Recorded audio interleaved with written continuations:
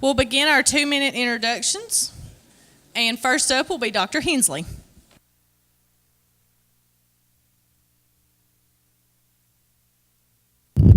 Two minutes to open. Well, first of all, I'd like to thank everyone for coming.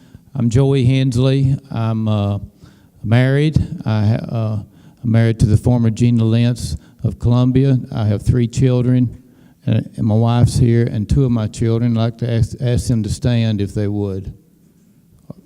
They're standing already, but never mind. So, my 2 children attend public school. I'm a family practitioner. I attended Columbia State Community College, where I was honored to be one of their top 40 alumni for the first 40 years. I then went on to Memphis State and UT Memphis, and then came back to Hornwall, where I've been practicing medicine now 26 years. I've had the privilege to serve in the House representing Lewis, Lawrence, and part of Wayne County for the past 10 years. I'm a conservative, pro-life, pro-Second Amendment, pro-traditional family. I've been honored to be endorsed by Tennessee Right to Life, by the National Federation of Independent Business, I have a rating with the NRA, and I've also been endorsed by the Tennessee State Employees Association. And I'd just like to thank everyone for coming. This is a new Senate district, has 6 counties in it. I've worked hard to represent the people in my district and look forward to representing the people in this senatorial district. Thank you. Thank you, Dr. Hensley. Mr. Cobb. Thank you, and thank you to the Murray Alliance and the Governor's Affairs Committee for having us and sponsoring this, and also thank you to True Love's Pizza for the great pizza we had. I got full backstage, but also most important, I want to thank our veterans who, and our servicemen and women overseas and here at home, many of my friends who are serving in combat, and our veterans who protect our freedoms in the past. I want to thank you. That allows a young man like me the freedoms to run for office and to serve our community, and I'm thankful for that. And I'm also thankful to have my parents here with me tonight. My parents are to the left, if they'll stand. Danny Ray and Ann Cobb of Pulaski, retired school teachers. Glad they're with me. My parents are so important to me. They instilled in me the importance of Christian values, working hard, and giving back to your community. And that's why I'm a firefighter with the Columbia Fire Department for 14 years, where I served as captain. And I like politics because I like helping people. And those two go hand in hand with each other. So I'm glad to always protect and represent my community. And regardless of if I'm in politics or not, I will always try to do everything I can to help Murray County. That's why I'm running for state senate, because I believe we need working people representing us in Nashville, people that care about people, not about a political agenda. So tonight I ask you and challenge you, whether you're Democrat or Republican or independent, that you separate that and let's focus strictly on the issues that are important to Tennesseans and people in the 28th district, and remove the party label, because it's all about what's best for Tennessee and best for our citizens and best for our young people in the next generation. So with that, thank you again for being here. I've been to several debates, and this is probably the biggest one that's been attended, and I'm very thankful for that, because we need to make sure our people are interested in what our elected officials are doing and those running for office. Thank you again.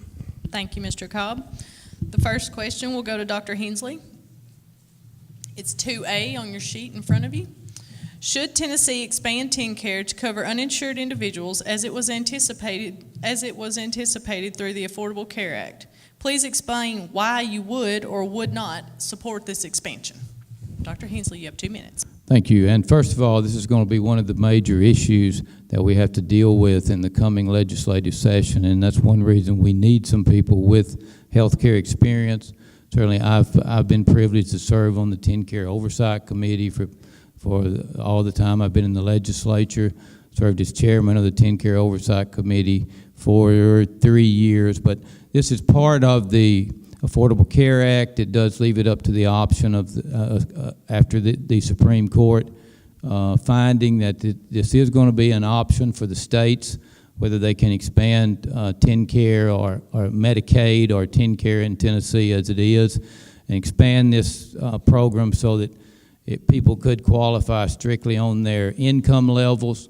Right now, people have to qualify for TennCare. They have to meet a certain category. They have to either be pregnant, children, disabled, blind, or have dependent children in a home that qualify for TennCare. And the vast majority of TennCare patients now are children. But under this Affordable Care Act, it would create another category where people could qualify for TennCare merely on their income levels. So they would not have to meet any of these other categories to qualify for TennCare. So that's something we're going to have to decide in the coming legislative session. It is going to be paid for by the federal government for the first 2 years. After that, the state will have to start picking up part of it, 5% and then 10% a year. Right now, TennCare is paid for. 2/3 of our TennCare program is paid for by the federal government. The state has to pay 1/3. And that's the largest part of our state budget now. This past session is about it was about $5 billion. So we are going to have to decide what we do. Certainly that's going to be up to the governor to decide that, but the legislature is going to have a big input. But we do need people that know about health care in this session. Thank you, Dr. Hensley. Mr. Cobb? Yes, repeat the question. Should Tennessee expand TennCare to cover uninsured individuals as it was anticipated through the Affordable Care Act? Please explain why you would or would not support this expansion. I think Tennessee should.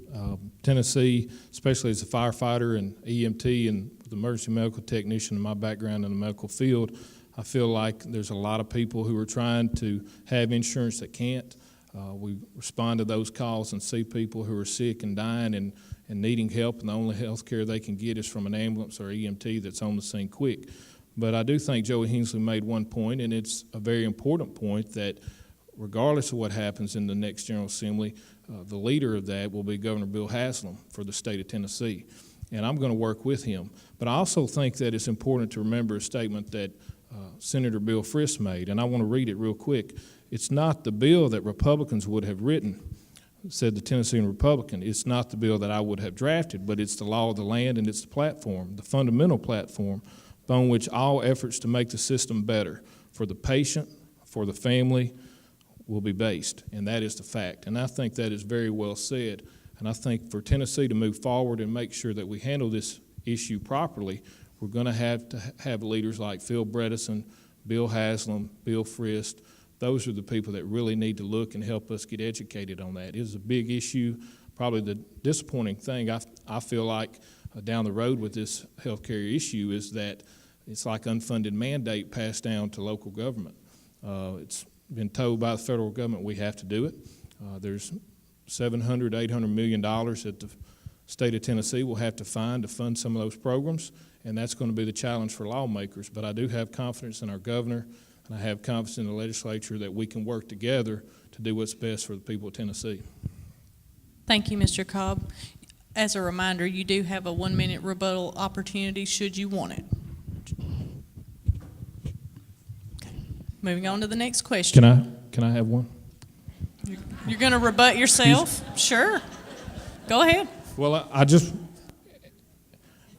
want to make sure it's clear that this is an issue you really need to look at the backgrounds of voting records and dealing with health care in the past, because if you look back to Mr. Hensley's voting record from the 2011 budget, it resulted in mental health patients losing home nursing services, and with that, the pre-existing condition that I feel like Cobb, is... I hate to interrupt you, but a rebuttal is not for expansion of Okay, your okay. of I just your want as many answer. minutes as I can get. I'm sorry. Dr. Hensley, would you like a rebuttal to his rebuttal of himself? Yes, and certainly budgets are voted on every year and include large things, but I have supported TennCare, and I've been an active supporter of TennCare, and that's what we need is people in the legislature that know something about health care. Thank you, gentlemen. On to the next question. This will start with you, Mr. Cobb. This is a long one. It is 5B. TVA supplies power to almost all of the state of Tennessee. Recently, that federal agency decided to shutter several of its older coal generation plants due to their age and excessive air emissions. In order to replace this lost generation, TVA is working with local power utilities on expanding energy efficiency efforts and pursuing the construction of additional nuclear generation within the region. First, do you support this shift away from coal generation? Second, which do you think would benefit the region more? Reducing energy usage through conservation or expanding nuclear generation? Mr. Cobb, you have 2 minutes. Very detailed question, a good question. And, first and foremost, first, do you support the shift away from coal generation? Yes, I do. I think that Tennessee is a beautiful state. We have a lot to be proud of. You look at the tourism dollars that are brought in from people visiting our beautiful state. That's important. It's part of our budget. It's part of our revenues. So first and foremost, and as a legislator in the past, I've always supported improvements to our green mountains and the Smoky Mountains and all across our state from the west to the middle to the east. And I think we need to make that shift away from coal generation. Second, which do you think would benefit the region more, reducing energy through conservation or expanding nuclear generation? Well, TVA's done a great job with nuclear. When you look at Browns Ferry's nuclear plant, you look at Oak Ridge, we've done a lot to make sure that we've protected our environmental areas and make sure that we hadn't had the results that we had in Japan with the nuclear problems that they had. And I have full confidence in the TVA to continue to improve and make better energy efficient areas for our citizens. But first and foremost, what we have to remember is that we've got to make Tennessee a clean state, and we've got to continue to look for ways to improve and make sure that people are safe and make sure that it goes beyond just the TVA, and that gets back to our cars that we drive and the lawnmowers and other things we use through gasoline products that produce combustion. So with that, I would support both of these measures as your state senator and do all I can to improve that. Dr. Hensley. Certainly, energy production is important. I think many of these older coal generation plants were closed because they did not have the conditions that we have now in the newer plants that have less emission control. But certainly, reducing energy usage through conservation is something that I think all of us would support. And nuclear energy, even though it has a lot of press about it, but it is a safe, clean way to produce energy. But coal is important as well. So I don't think TVA is going to be doing away with their coal generation plants, but they've closed some of the plants that were older that did have more air emissions than the newer plants, but they can produce. Coal is a very efficient way to produce energy, and I think it's going to be a long time before we get away from the coal production.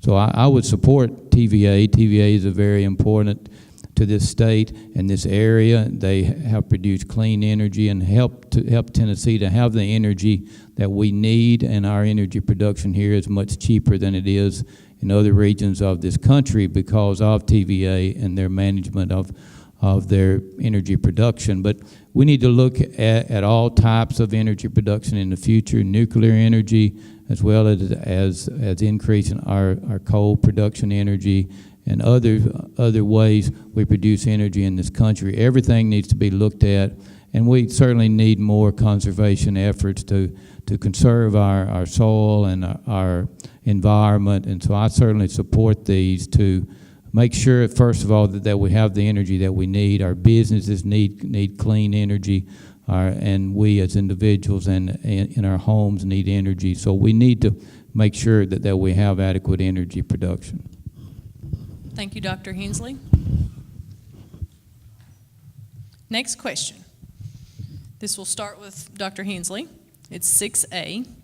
What is the priority of higher education compared to other competing state needs for our citizenry, such as economic development, transportation, health care, K-12 education, social services, etc.? Well, certainly higher education is important. I think K-12 education is more important for the state to make sure that we have an adequate and a well-funded K through 12 education. The higher education is something that the state does get involved in, and the state does spend a lot of money for their higher education systems. And we have good higher education systems. One of them is here in Columbia, and that's a community college we have that is the first one in the state, and I'm certainly privileged to attend that college, and as I mentioned earlier, was one of their top 40 alumni for the first 40 years. I think that is something that we need to try to direct more of our students to our community colleges as well. That will save the state money, that will help the students that can't really compete at a higher education, one of the four-year schools, have them start out at a community college. That would certainly save the state dollars, that would save students dollars, that would help more students be able to transition into a four-year school. We actually passed legislation over the last 2 years that would allow students to go to a community college and then have all of those credits transferred to a four-year school, which is very helpful. But certainly higher education is very important. I don't think it's on the scale. The state needs to fund that, but certainly K through 12 education is more important. We need to make sure that all of our children and our students have a good K through 12 education, then certainly help to fund our higher education institutions as well. Not only four-year schools, but two-year schools and our technology schools, so that the kids that don't want to go to college or don't need to go to college can attend a good technology school where they can receive training to obtain a good job. Thank you, Dr. Hensley. Mr. Cobb? Yeah, great question, and this question really hits back to home from when I served in the legislature as state representative. And if you remember, Governor Bredesen was very proactive in making stronger efforts to see students succeed in college. And one of the first things we tackled in the second session of the 106th General Assembly was making sure that young people that did not have the high enough GPA went to a two-year institution like Columbia State here locally. What does that do? That allows a young person to stay here at home that might need 2 years to mature and then transfer on to a four-year institution. So if they stay here locally, the statistics show that they will advance on with success after getting their two-year associate's degree to a four-year institution. We're blessed here in Murray County and in the Senate 28 District to have many higher ed institutions. You think of Columbia State Community College and the investment it's made over the last 40 years, tremendous. It not only helped me get my 2-year and 4-year degree, but it's helped many other people, adults alike. Think about the 6 counties that we're running in. Only one county does not have higher ed, and that's Perry County. And you look at their unemployment rate compared to the other counties. So education is the key to getting out of this tough economy, but we need to work together as partners with other colleges of higher ed to make sure we progress with dual enrollment. I want to see a young person start into college if their GPA is high enough and then enroll into Columbia State at the same time they're a senior in high school and start advancing early. But Martin Methodist College, your Tennessee Technology Centers, you think of Northfield, the Workforce Training Center, not every child is cut out to go to college, but they need more than a high school education. They've got to have a skill and they've got to have a degree or a license in something. And that's where all these partnerships tie together. And that's something I'm proud of. And if you look back at my record as state representative, we did a lot to educate our workforce here in this region. Thank you, Mr. Cobb. As a follow-up question to this particular question, what are your perspectives on the pre-K program that is currently in the state of Tennessee? And we'll start with Dr. Hensley. You'll have 1 minute. What question is that? It's not on the sheet. It's just a follow-up question. You're just asking about pre-K? What is your perspective on the current state of the pre-K program in the state of Tennessee? Well, I support the program like it is. I don't think we should make it mandatory. I don't think we should require it of all of our four-year-olds. Now it's an optional program, and it does cost the state quite a bit of money, but it's an optional program for those at-risk students that need some extra help. But I don't think that we need to make it so that every 4-year-old student has to start when they're 4 years old. Many students do better at home, and we need to give parents and those students that option. So I certainly don't support making it mandatory for all of our 4-year-olds. Now we start students too early. Some kids even go to the Head Start program and start even earlier than 4. Some of them start at 3. But I think parents should have that opportunity to educate their children at home. If it's an at-risk student that doesn't have a parent at home, some of those children may need some extra help. But by and large, we need to keep the program like it is. Thank you, Dr. Hensley. Mr. Cobb. Another good question, and this really ties back. Pre-K, you think about the schools that we have here locally in Murray County. Brown Elementary that has a pre-K program. Riverside Elementary that has pre-K. We worked hard with Governor Bredesen to make sure we fully funded pre-K programs, because I know the importance that pre-K has on a young person who might not have the same type of advantages that I had coming up in a family that really made sure I got my education. But now my opponent has voted to reduce funding for pre-K during Governor Bredesen's years, and I've always voted to fully fund it, because I see the impact that it has on young people who might not have the opportunities that others have in this room.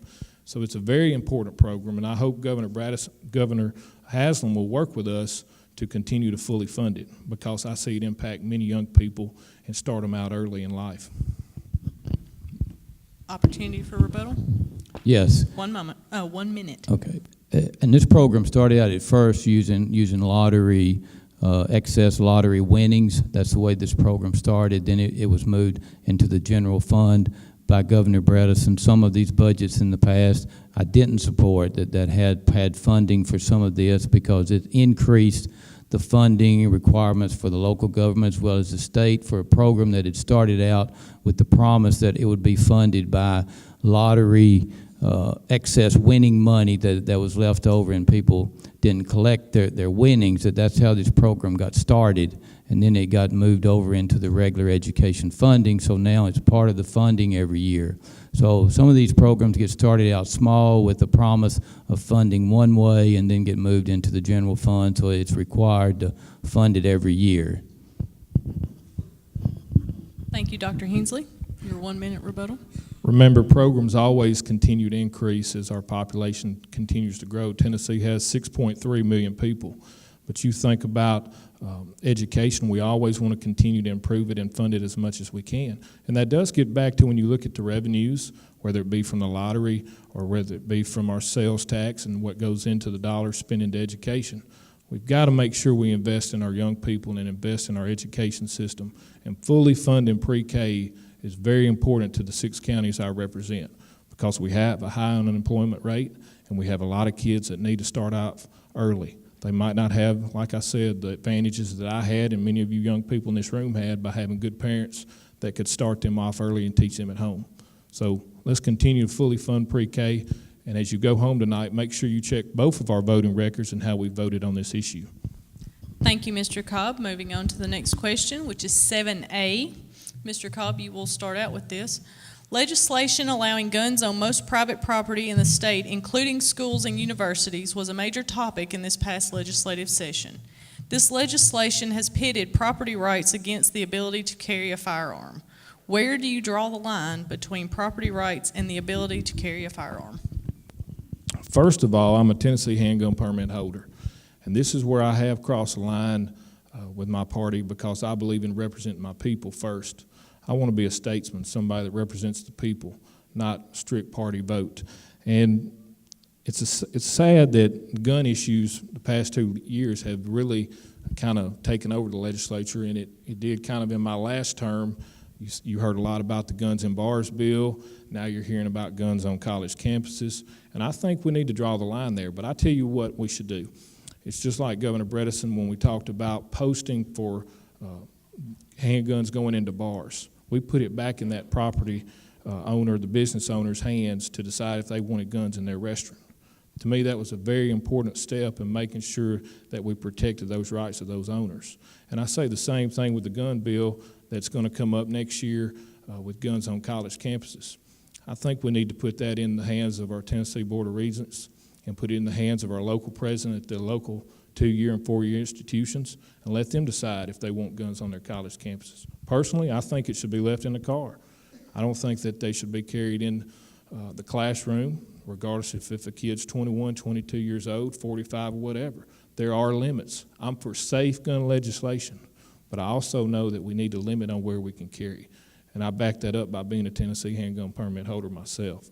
Not one time would I want to carry my gun on the campus of Columbia State Community College. I hope we can put this issue to rest quick and get back to focusing on unemployment and the people who are hurting in our district, and not let this be swallowed up with gun legislation. That's going to take leadership by our Speaker, leadership by our Lieutenant Governor, and leadership by Governor Bill Haslam. Make sure these items are put second and we focus back on the economy.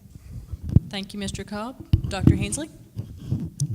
Thank you. And this legislation that we had was about allowing someone to keep a gun in their car when they go to a business or school or they work somewhere, whether they could keep that gun in their car in the parking lot. I'm a firm believer in the Second Amendment. I believe our Second Amendment guarantees us that right to keep and bear arms. And I think that especially in this rural district, we have many people that travel distances to work or school. And if we don't allow those individuals to keep their gun when they have a perfectly legal carry permit, they should be able to keep that gun with them in their car, maybe lock it up while they're in the business. But I believe in the Second Amendment, and I believe that the Second Amendment guarantees us those rights. Now, whether they carry the gun into the school or into the place of business, that's certainly up to the business or the school, but that's not what this legislation dealt with, and I don't think my opponent answered that part of it. But I would support allowing a person with a concealed carry permit to carry their gun with them, keep it in their car, so that if they break down on the road, coming home from work, coming home from school, they can defend themselves. If we don't allow them to keep the gun in their car, well, they can't even take that with them when they go to work or school, and we're leaving people that they'll be defenseless in that journey to and fro. Now, whether they take it with them into the school or into the place of business, it's certainly up to that business owner or that school, and that is a different story. But this legislation that you were asking about, this legislation we had in this past session dealt with keeping a gun in the car. And so I would support that. I support our Second Amendment rights, and I think that we are guaranteed those rights by the Second Amendment. Thank you, Dr. Hensley. 1 minute rebuttal. I did answer the question. I'll answer it again. And I'm pro the Second Amendment. I was endorsed by Tennessee Firearms Association in 2010. I have not been endorsed by the NRA, but I understand some of the reasons why not. But again, where do you draw the line between property rights and the ability to carry a firearm? It gets back to just like the guns and bars bill. We need to put it back in the property owner who has the right to post and keep those guns out. And I say the same thing with corporations like FedEx or UPS. If they want their employees to keep those guns out, they should have the right to do so because they own that property. Thank you. 1 minute rebuttal. Thank you. And I don't think my opponent answered it still, because he didn't say whether he would allow people to keep the guns in the parking lot. Now, it's a different story taking it into the business, but we're talking about the parking lot. And he didn't answer that question, so I don't know how he stands on that, whether he would be for that or not. But I support our Second Amendment rights, and I think that keeping a gun in the car is something that should be up to that individual. But keep taking the gun with them into the business or the school, that should be up to that business owner. But just allowing someone to carry their gun, if they have a concealed carry permit, they should be able to have that gun so they can defend themselves if they need to. Thank you, Dr. Hensley. The last question for the evening, we'll start with Dr. Hensley. It's 1A on your sheet. Charles W. Pickering once said, "A healthy democracy requires a decent society. It requires that we are honorable, generous, tolerant, and respectful. After a primary season that left some voters concerned that attack ads between candidates overshadow concrete plans to better their community, are you willing to denounce shady vote-seeking tactics and run a clean campaign? For extra credit, look to your nearest competition and tell the audience what you admire most about them.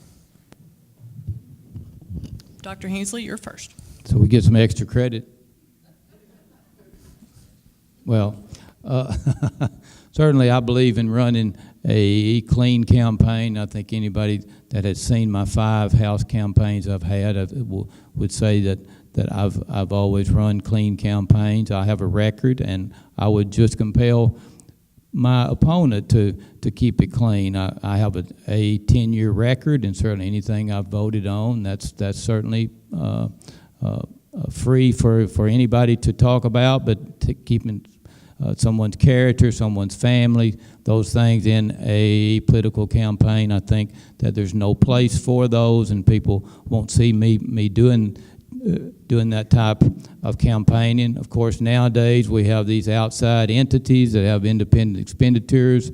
Sometimes we can't prevent someone from doing that, but certainly my campaign, I'll keep it clean, keep it above board, and I have a record. My opponent served a term in the House, and so he certainly has a record as well. And anything that we voted on, I think, is open for public scrutiny and for us to defend why we voted that way. Now, when you start twisting the votes around, as happens sometimes, that's taking it too far as well, I believe. When you talk about voting on a budget, when we're talking about a $30 billion budget, and just because there's something in that budget that you might have liked, sometimes you have to make a decision whether to vote on a $30 billion budget, even though there's something in the budget that you might not like. But certainly keeping the campaign clean is something I think all politicians should do.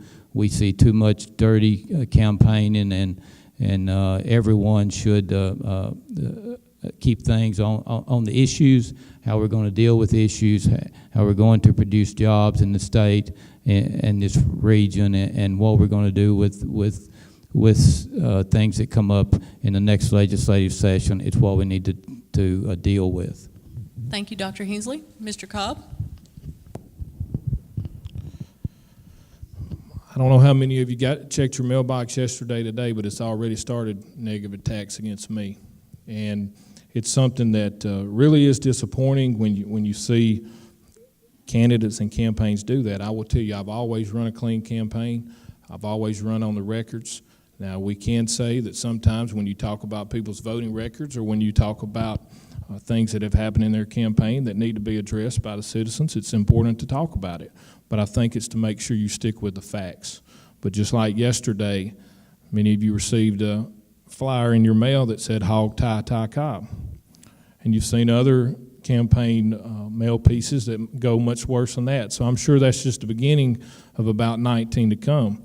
Now, an important part that Joey Hensley talked about was that how many corporations are contributing to local parties, in both parties. I'm not singling one out, but funding how campaign flyers and what's sent out and what's going in the mailbox is how they're dictating elections. It's very disappointing. This is something that we've got to get a grip on and make sure that the people are in control of what money is given to the candidate, and not big corporations or medical companies or, FedEx or others that send big donor money. But I don't want to pinpoint one certain corporation, but I will say that it's out of control right now with a Republican majority. Republicans are outraising Democrats 3-1 in fundraising. I guess that means that more tax will be put out by the Republican Party than the Democratic Party. But this early already, we're seeing attacks in the mailboxes that are coming and already attacking me, and it is very disappointing. But if we keep it to the voting record, how the representative or senator has voted, and we stick to the facts, I have no problem in talking about my voting record in the past. But that's not where the parties are going. Thank you, Mr. Cobb. As a follow-up to that question, and I'll allow you to rebut in just a minute, I noticed that neither one of you opted to take your extra credit. You didn't tell us what it was. Well, your extra credit is look to your nearest competition and tell the audience what you admire about them. You want to go first? In 1 minute.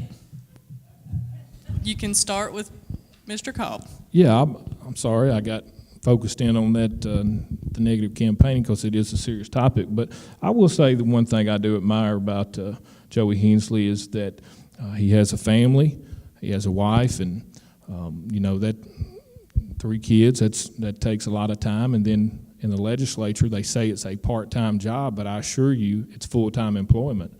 So between having a family, like I have a fiance, and Lord willing, we plan to have a family one day, but it will tie you down. In the legislature, 5 months out of the year, it's 7 days a week, even on Sunday when you're reading and preparing for bills. So it takes a lot of time. And keep in mind, he's also got a medical practice over in Hornwall that takes a lot of time too. So I do respect that and admire his work ethic to try and fill many different things in his life. And I think that's something to say, because the legislature is very demanding, and it's what you make of it. Thank you, Mr. Cobb. Dr. Hensley? Thank you, and certainly I admire Ty. He's a public servant. He's a firefighter, which is at times can be a dangerous profession, and certainly I admire anyone doing that, and other jobs that can be dangerous at times, and he has dedicated much of his life to the firefighting, so I certainly admire that. I served one term with him in the House, and I don't think that we ever had any problems dealing with each other, and certainly I would hope that this campaign stays that way, and I will certainly try doing that. Sometimes, like I said, we don't have a control over what other people do in these campaigns, but certainly I admire that in him, and I look forward to this rest of the campaign. Now, Dr. Hensley, you were about to request a rebuttal. Would you still like that rebuttal?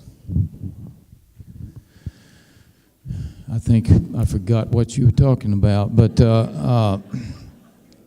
oh yes, sometimes and he had mentioned this flyer, and I haven't seen it, but I think it was dealing with votes taken, and so sometimes what we vote on is certainly open to a public scrutiny, and sometimes the bills that we vote on get twisted around at times. But when a person votes raising taxes, votes for certain things, and I think that is open for public scrutiny, and that people need to know that how we voted on issues, and certainly sometimes it's up to the candidate to explain what the vote actually meant.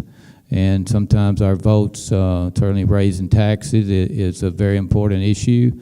Taxes and fees, sometimes people vote to raise fees and don't really consider it to be a tax, but I think that part of somebody's past or their history is certainly open to the public and is not attacking somebody's character or their family.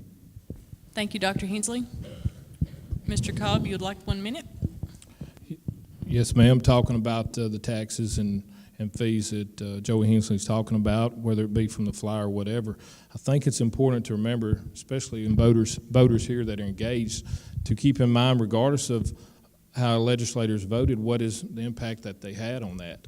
You can think about fees or taxes that were added, regardless of who's voting. When you look at that flyer, think about how did that impact the state of Tennessee? Was it worth 25 cents to add to a driver's license fee to keep state employees working and to make sure that the Department of Transportation run efficient, where you don't have to wait 3 hours in line at the driver's testing center if employees were laid off, compared to maybe a 30-hour wait? Those are things you have to remember. We're a sales tax state, and when the sales tax is down, the revenues are down, and you have to look for ways to make sure government runs efficient. So keep that in mind when you look at voting records and see why that lawmaker voted the way he did. Thank you, Mr. Cobb. It's time for your closing remarks, and Mr. Cobb will go first. You have 2 minutes. 2 minutes. Thank you, everybody, for being here, whether you're for me or against me. I appreciate your interest in the election process, and I appreciate your time being here tonight to hear what the candidates have to say. This is, like I said earlier, the biggest crowd I've been at in the debates that I've been a part of.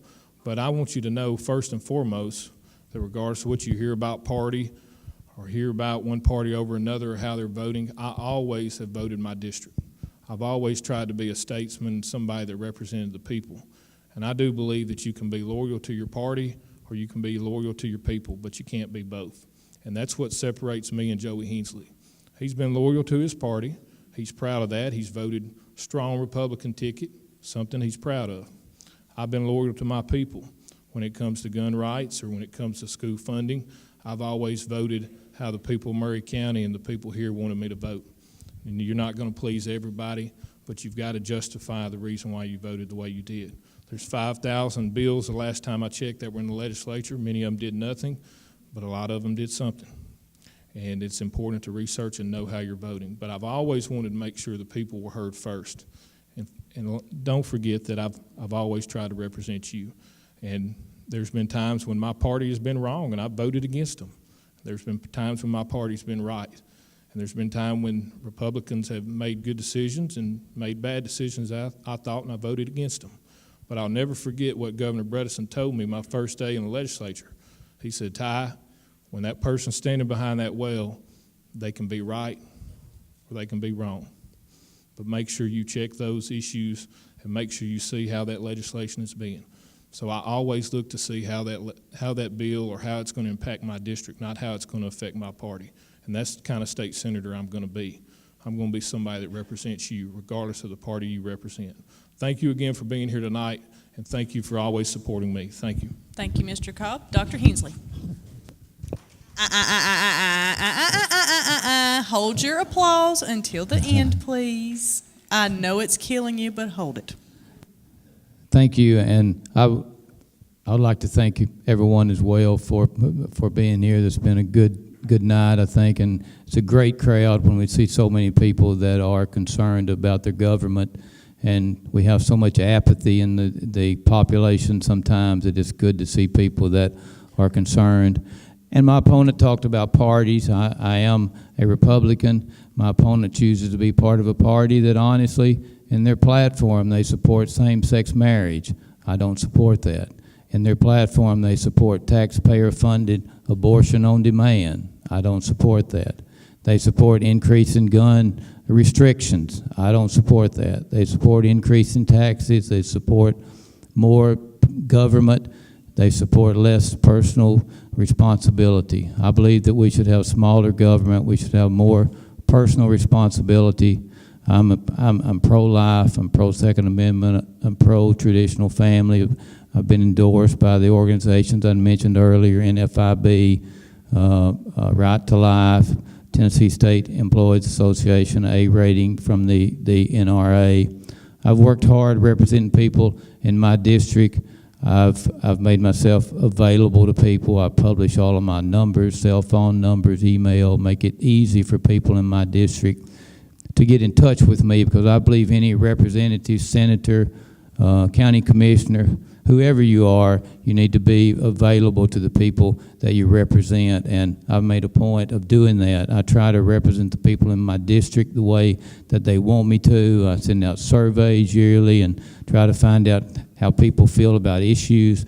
I'm always available. I've worked hard to try to represent people, worked hard to bring jobs, and I think it's obvious in Lawrence County, even the county I represent, they've had multiple industries that have expanded their jobs in the last 2 years. I will continue to work hard for the whole district to expand the jobs and work hard to represent you, and thank you for being here tonight. Thank you, Dr. Hensley. Now you can express your appreciation.